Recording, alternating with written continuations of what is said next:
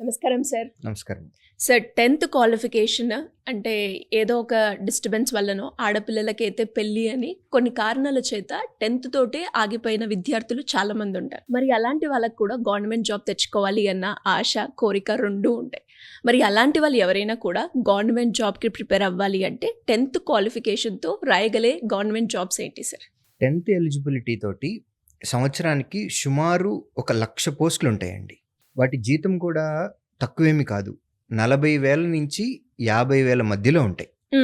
అన్ని పోస్టులకు కాదు, majority. So staff selection commission వారు కండక్ట్ చేసేటటువంటి జీడీ కానిస్టేబుల్ నోటిఫికేషన్ ఉంది. సో మనకి సిఐఎస్ఎఫ్, బిఎస్ఎఫ్, సిఆర్పిఎఫ్ ఇట్లా కేంద్ర సాయుధ బలగాలు ఏవైతే ఉన్నాయో వాటిల్లో కానిస్టేబుల్కి సంబంధించినటువంటి రిక్రూట్మెంట్ అది ఈ ఇయర్ వచ్చేసింది.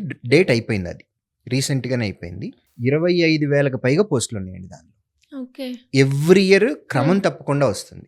Every year notification. అంటే ఏ మంత్ లో వచ్చే అవకాశం ఉంది సార్ నోటిఫికేషన్? యూజువల్లీ డిసెంబర్లో వస్తుందండి. అది నవంబర్, డిసెంబర్ నెలలో నోటిఫికేషన్ వచ్చేస్తుంది. Every year on an average 20,000కి తక్కువ పోస్టులు అసలు జీడీ కానిస్టేబుల్ నోటిఫికేషన్ తక్కువ లేకుండా ఉండదు.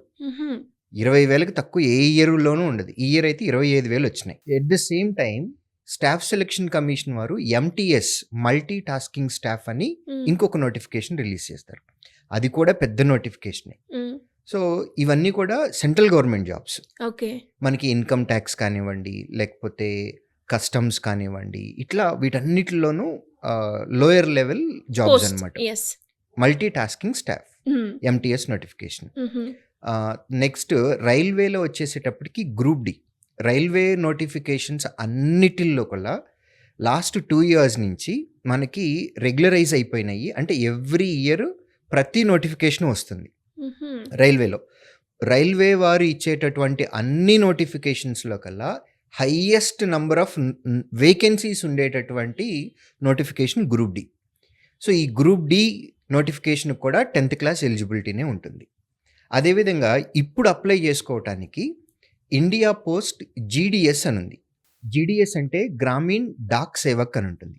సుమారుగా 28,000 పైచులకు పోస్టులు ఉన్నాయండి. అది ఇప్పుడు ఉంది notification.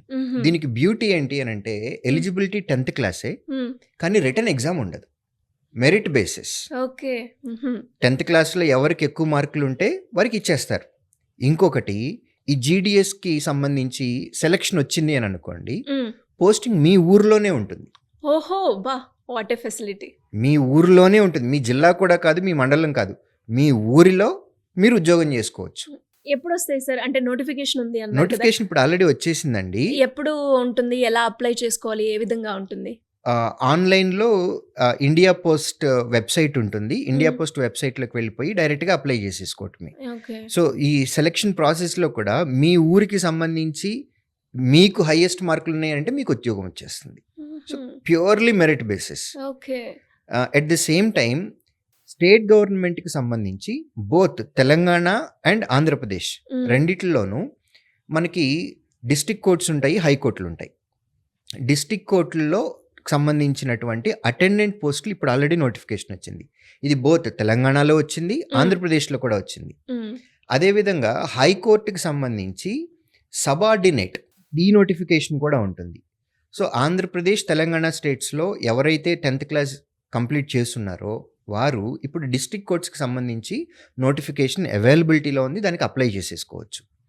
At the same time RBI అంటే బ్యాంకింగ్ సెక్టర్ లేదా ఫినాన్షియల్ సెక్టర్లో ఆర్బీఐ అనేది వండర్ఫుల్ జాబ్. అవును. ఎందుకంటే పోస్టింగ్ ఒకసారి వచ్చింది అని అంటే తెలంగాణకు సంబంధించి, ఆంధ్రప్రదేశ్కి సంబంధించి ఇప్పుడు ఒకటే ఆఫీస్ ఉందండి, అది హైదరాబాద్లోనే ఉంది.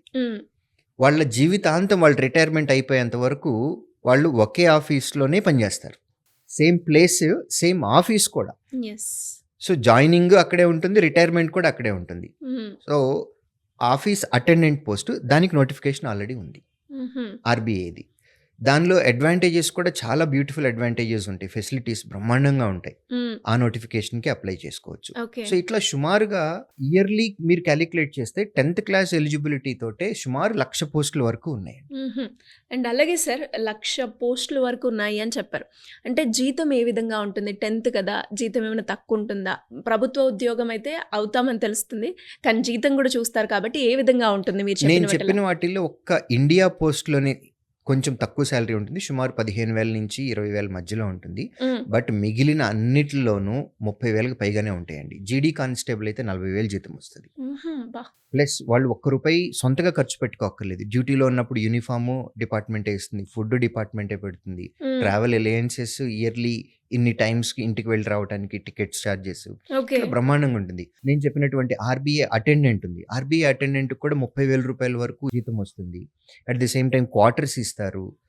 ఇంకా బ్యూటిఫుల్ థింగ్ ఏంటి అనంటే టైమింగ్స్ ఆర్ స్ట్రిక్ట్‌లీ 10-5. హుహు. హ్మ్. సో, 10కి ముందు మీరు పని చేయక్కర్లేదు. 5 తర్వాత కూడా పని చేయక్కర్లేదు. 10-5 ఆఫీస్ అవర్స్ అంతే. At the same time weekly 5 డేసే వర్క్ ఉంటుంది. Every Saturday, Sunday is a holiday. Okay. హుహు. సో, బ్రహ్మాండమైనటువంటి ఫెసిలిటీస్ ఉంటాయి ఆర్‌బీఐ అటెండెంట్‌కి. సో, ఆ నోటిఫికేషన్ కూడా ఉంది. 10థ్ క్లాస్ ఎలిజిబిలిటీ కాబట్టి జీతాలు తక్కువ అట్లాంటియి ఏమీ లేవండి. హ్మ్. యావరేజ్‌గా మీరు మాట్లాడుకుంటే 30,000కి పైగానే పోస్టులు ఎంట్రీ లెవెల్ నేను చెప్తున్నది. హ్మ్. అంటే ప్రమోషన్స్ మళ్ళీ అందులో డెఫినెట్‌గా ఎగ్జామ్స్ ప్రమోషన్స్ రాస్తే ఉంటాయి. సాలరీ ప్రమోషన్స్ ఉంటాయి. పెరుగుడు. పెరుగుతూ ఉంటుంది. నేను చెప్పింది కేవలం ఎంట్రీ లెవెల్ మాత్రమే. మీరు ఏ సెంట్రల్ గవర్నమెంట్ అయినా లేదా స్టేట్ గవర్నమెంట్ అయినా మీ ఎక్స్‌పీరియన్స్ అనేది వర్క్ ఎక్స్‌పీరియన్స్ పెరుగుతూ ఉంటే మీ హ్మ్. సాలరీ కూడా పే రివిజన్ స్కేల్‌లో అదే విధంగా పెరుగుతుంది.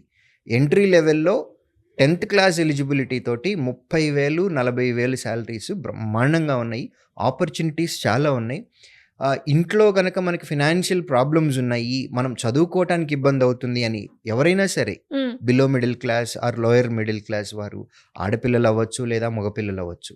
వారికి బ్రహ్మాండమైన ఆపర్చునిటీస్ ఉన్నాయి. బాధపడాల్సిన పని లేదు.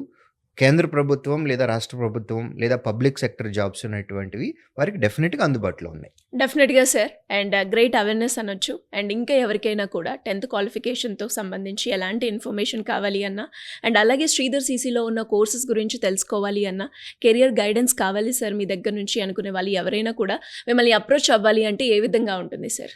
ఏపీ, తెలంగాణలో మా ఆఫ్‌లైన్ సెంటర్స్‌కి డైరెక్ట్‌గా వచ్చి ఇంటరాక్ట్ అయితే మోర్ ఇన్ఫర్మేషన్ వస్తుందండి. కుదరదు అని అనుకుంటే గనక మీకు స్క్రీన్ పైన కనపడుతున్న ఈ నంబర్‌కి కాంటాక్ట్ చేసి మమ్మల్ని సంప్రదించవచ్చు. Thank you sir. Thank you so much. Thank you.